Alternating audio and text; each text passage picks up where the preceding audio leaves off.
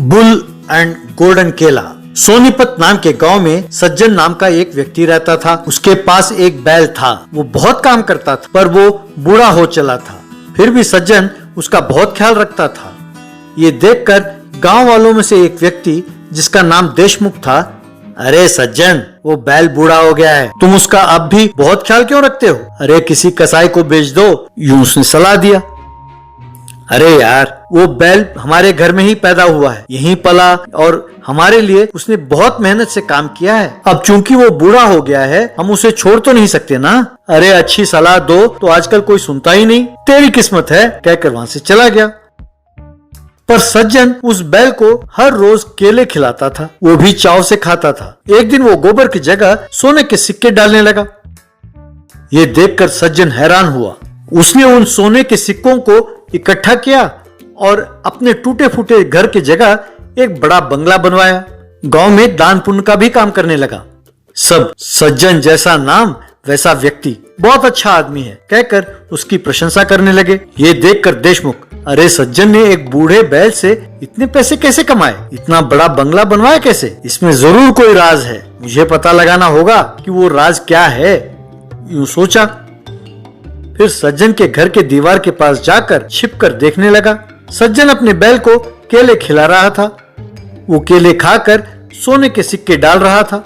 ये देखकर हैरान होकर देशमुख, अच्छा तो सज्जन का यूं धनवान होने का कारण ये बूढ़ा बैल है। उसके डाले गए सोने के सिक्के से ही ये इतना अमीर हुआ है। किसी तरह उसे चुराना होगा। यूं जब सब सो रहे थे तो रातों रात उसे चुरा कर ले गया और अपने घर के अंदर उसे बांध दिया। फिर उसे केले खिलाए।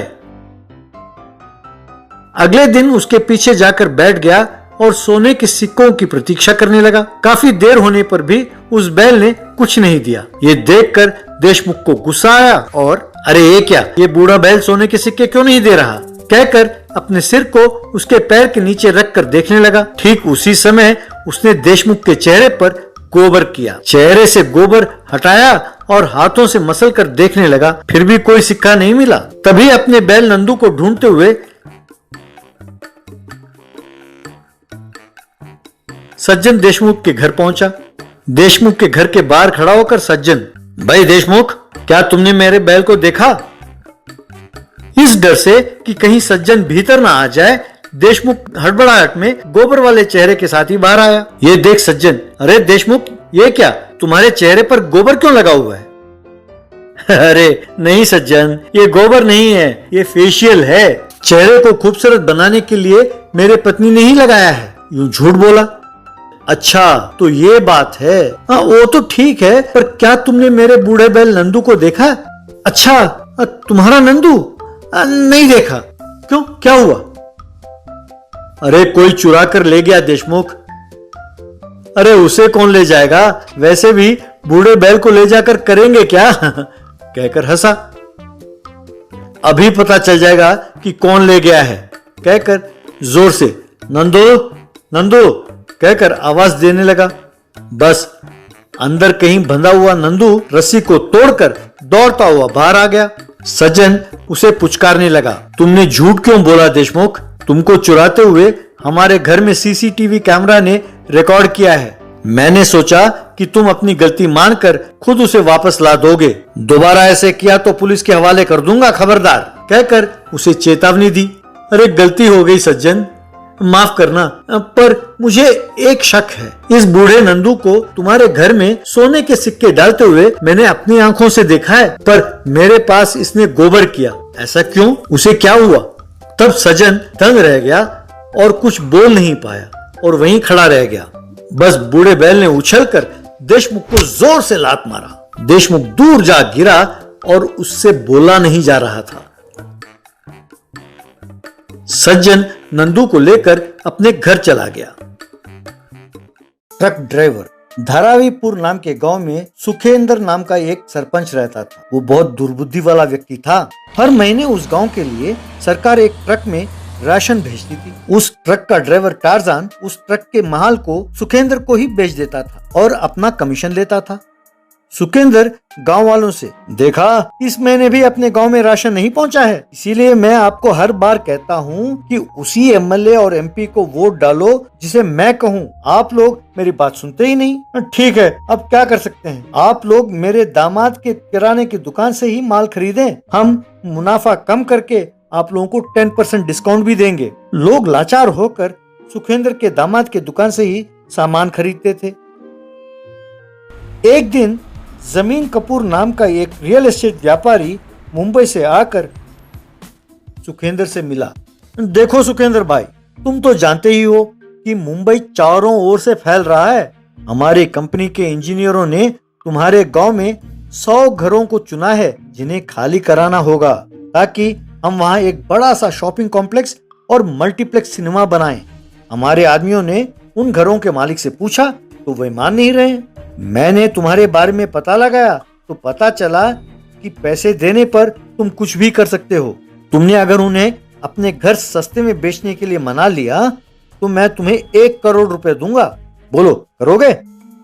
आप तो जान ही गए हैं कि मुझे पैसे दिए तो मैं ये देश को भी खाली करा सकता हूँ, पर हमारे गांव वालों को अपने गांव से बहुत ज्यादा प्यार है, उन्हें मनाने के लिए जरा सोचना होगा और वो मैं देख लूंगा। आप निश्चिंत होकर जाएं। उस रात को सुखेंद्र ने टार्जान को बुलवाया और, अरे सुन, अब मैं सुबह से सोच रहा था तो मुझे एक आइडिया सूझा है। आज से तुम्हारा काम है कि घर के बाहर सो रहे लोगों को उठाकर अपने ट्रक में शमशान ले जाकर वहाँ छोड़ देना होगा। यूं उस इलाके में भूत है ये खबर फैलाना होगा और लोग अपने घर बेचने पर मजबूर हो जाएंगे। समझे? समझ गया हुजूर, पर इसमें मुझे क्या मिलेगा? कहकर हथेली खुजाने लगा। तुम्हें हर मंजी का 500 रुपए दूंगा, जाओ काम पर लग जाओ। टार्जन उस रात को अपने ट्रक ले जाकर एक घर के पास गया। वहां एक व्यक्ति बाहर मंजी डालकर सो रहा था। टार्जन और उसका असिस्टेंट टिप्पू ने उस मंजी को उठाया, उसे ट्रक में रखा। यूं कई घरों से कई मंजी उठाकर ट्रक में रखा। उस ट्रक को गांव के बाहर वाले कब्रिस्तान के पास ले गए। उन मंजियों को कब्रों के पास रखा। अगले दिन सवेरे नींद से जागे एक व्यक्ति, अरे बाप रे, ये क्या, मैं कब्रिस्तान में कैसे पहुंच गया? बाकी लोग भी डर कर वहां से भागे। यूं टार्जान ने रोज रात को बाहर सोने वालों को कब्रिस्तान ले जाने लगा। नतीजा ये हुआ कि गांव वाले सुखेंद्र के पास आए। हुजूर, हम रात को घर पर ही सोते हैं, पर सवेरे नींद खुलती है तो कब्रिस्तान में। ये हो क्या रहा है हुजूर? हमारे समझ में कुछ नहीं आ रहा है और हम डर से कांप रहे हैं हुजूर, आप ही कुछ कीजिए। अच्छा, कहकर थोड़ी देर तक गहरी सोच में पड़ गया।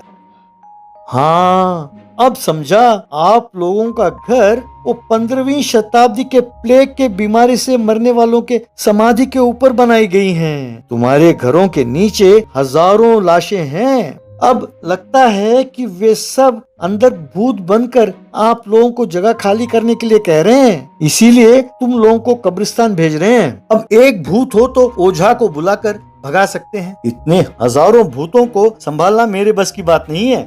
एक व्यक्ति, तो अब क्या करें? कब्रिस्तान में कैसे रहें? आप लोगों के पास एक ही रास्ता है। सुना है कि एक कंपनी तुम लोगों की जमीन खरीदना चाहती है। उन्हें तो इन प्लेग वाले भूतों के बारे में नहीं पता है ना, इसीलिए जो भी वो देते हैं वो पैसे लेकर उन्हें वो जमीन दे दो, उनको भुगतने दो। उन पैसों से आप लोग शहर जाकर छोटे छोटे धंधे शुरू कर लो। इससे ज्यादा मैं कुछ नहीं कर सकता। सब मान गए और वहां से चले गए। हुजूर, अपना प्लान काम कर गया। अब तक मैंने 100 मंजी कब्रिस्तान में भेजे। मेरा बिल 5 लाख हुआ है हुजूर, पैसे दीजिए तो मैं चलता हूँ। क्यों, अब मुझे ही ठग रहे हो? अरे मैं सब जानता हूँ, 5000 देता हूँ, लेकर जाओ। ज्यादा चालाक बनने की कोशिश की तो तुम्हारे ट्रक को सीज करा दूंगा, समझे? कहकर 5000 रुपए दिया। टार्जन गुस्से से लाल हो गया। उस दिन रात को सुखेंद्र सो रहा था तो टार्जन और टिप्पू ने मिलकर उसे ट्रक में कब्रिस्तान ले गए। सुखेंद्र को एक समाधि के ऊपर लिटा दिया। आधी रात को उसकी नींद खुली तो सुखेंद्र, ये क्या, मैं समाधि पर लेटा हूँ? यूं सोचा।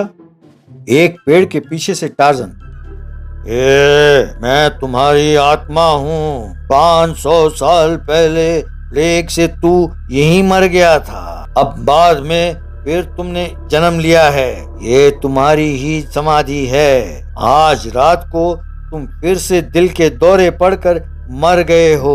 मैंने सोचा कि तुम्हारे लिए फिर से समाधि क्यों बनवाएं और तुम्हें यहाँ ले आया। चुपचाप लेट जाओ वरना नरक जाओगे। सुखेंद्र कांप गया और सच में हार्ट अटैक हुआ। दिल को पकड़कर समाधि में ही वो गिर गया। अगले दिन टार्जान ने गांव वालों को सब कुछ बताया। बस वहीं खड़े जमीन कपूर को सबने खूब मारा।